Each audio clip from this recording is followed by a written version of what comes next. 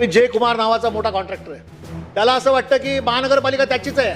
म्हणजे महानगरपालिका जी तयार झाली आहे ना ती जय कुमारसाठी झाली आहे. त्याला वाटेल तसं मनमानी काम, त्याला वाटेल तेव्हा तो पिलं ठोकणार, त्याला वाटेल तेव्हा तो पत्रे लावणार, त्याला वाटेल तेव्हा ट्रॅफिकची परवानगी असेल नसेल तो काम चालू करणार. लोकांवरती काय झालं, लोकांचं ॲक्सिडेंट झालं, लोक ॲक्सिडेंट होऊन मेली, त्याला काही पर्वा नाही, काही पर्वा नाही. म्हणजे ते वडील होते आणि बहुतेक त्यांची मुलगी होती, त्यांना घेऊन चाललेले.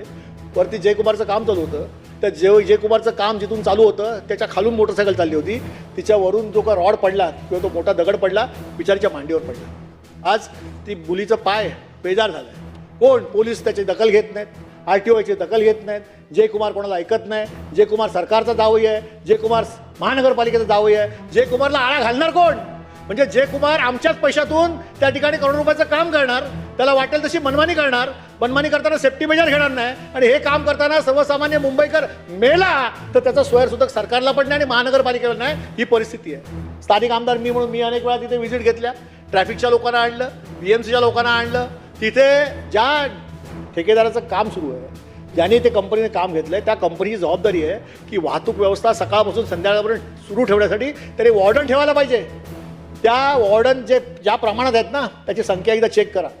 मुंबई महानगरपालिका अधिकाऱ्यांना सांगितलं आहे, पण असं आहे की जयकुमार हा सरकारचा जावई असल्यामुळे ते अधिकारी देखील बोलत नाहीत त्याला. तो म्हणतोय ती पूर्व दिशा, त्याने 4 वॉर्डन ठेवले, 4 वरती काम चाललंय. अरे पण लोकांचे हाल होतात ना.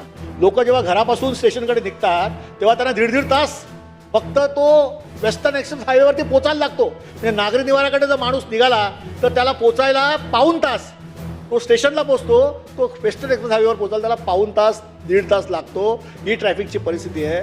जयकुमारला ठराविक वेळात काम पूर्ण करायचं आहे की त्याच्यापूर्वी पूर्ण करून त्याला इन्सेंटिव्ह घ्यायचं आहे, सरकारने त्याला द्यावं. पण काम चालू असताना जी सेफ्टी मेजर्स घ्यायचे असतात ते कोण घेणार आहे? आज तिकडनं टनेल म्हणून आपण तो फिल्म सिटी रोडवरून टनेल उतरवतोय फिल्म सिटीमध्ये, त्याला अरुण कुमार वैद्य मार्ग म्हणतो. की संतोषनगर भीमनगरचा जो भाग आहे त्याच्या खाली टनेल तुम्ही उतरवताय, परंतु पुढे जाऊन यू मारून बस टर्न करून गाड्या टर्न करून आणि जी व्यवस्था पाहिजे किंवा त्याच्या खालून जे पादचारी भुयारी मार्ग पाहिजेत ते करण्यासाठी ती काही व्यवस्थाच नव्हती. म्हणजे जयकुमारला कधीतरी एक काम करोड रुपयामध्ये दिलं आहे, त्याला ते टनेल एकदा करायचं आहे. बोगद्यामध्ये तो यंत्र घुसून माती काढायची आहे, फिल्म सिटीमधून काम पूर्ण करून तिकडे काम पूर्ण असं झालं दाखवायचं आहे. सेफ्टी मेजर न घेता काम करायचं आहे. माणसं चालली तरी चालतील, ट्रॅफिकने मेली तरी चालतील, त्याच्यावरती काम चालू असताना लोक मेली तरी चालतील. काल परवाकडची गोष्ट आहे अध्यक्ष महोदय, ते अरुण कुमार वैद्य रोडवरती जयकुमारचं काम चालू आहे ना, ते एक मुलगा आणि मुलगी मोटरसायकलवरून चालली होती.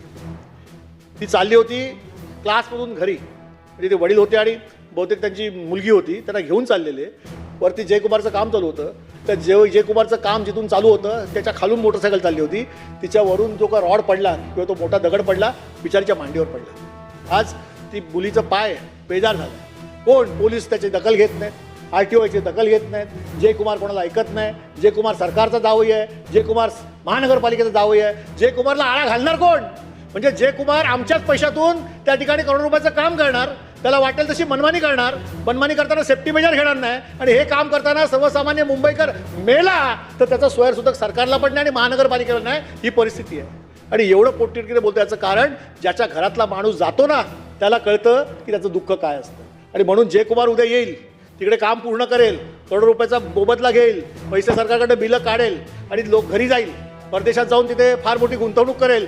पण ज्याच्या घरातला माणूस गेला ना ते काम चालू असताना, तो माणूस तुम्ही परत आणून देणार नाही. त्या आईला मुलगा आणून देणार नाही, त्या बाईला तुम्ही नवरा आणून देणार नाही, त्या घरातला त्याचा काका तुम्ही परत आणून देणार नाही, त्या घरातला त्या कुटुंबातला मेन माणूस जो गेला असेल कर्ता पुरुष त्या कुटुंबाला तुम्ही परत आणून देणार नाही. ही परिस्थिती आहे. आणि म्हणून सरकारने कुठेतरी एक धोरण ठरवलं पाहिजे की सेफ्टी मेजर तुम्ही काम करा ना. विकासाचे काम करणं ही काळाची गरज आहे. तरच या मुंबई शहरामध्ये इतर शहरामध्ये आपण जे काही धोरण स्वीकारलेलं आहे स्मार्ट सिटी, ठीक आहे ना, मुंबई शहर इतर शहरं स्वच्छ सुंदर झाली पाहिजे, मेट्रोचं जाळं पसरलं पाहिजे, टनेल झाले पाहिजे, रस्ते सुंदर झाले पाहिजेत, ठीक आहे करूया. पण हे करताना सेफ्टी मेजर तर घ्या आणि सेफ्टी मेजर घेतले तरच माणसाचे जीव वाचतील. याच्यावरती तुम्ही कडक उपाययोजना काय करणार? तुम्ही याच्यासाठी कोणते अशा पद्धतीच्या उपाययोजना करून त्या लागू करणार? आतापर्यंत सरकारने ज्या दुर्घटना झाल्या त्यानंतर कोणत्या कोणत्या गोष्टी केल्या हे एकदा आम्हाला कळू दे.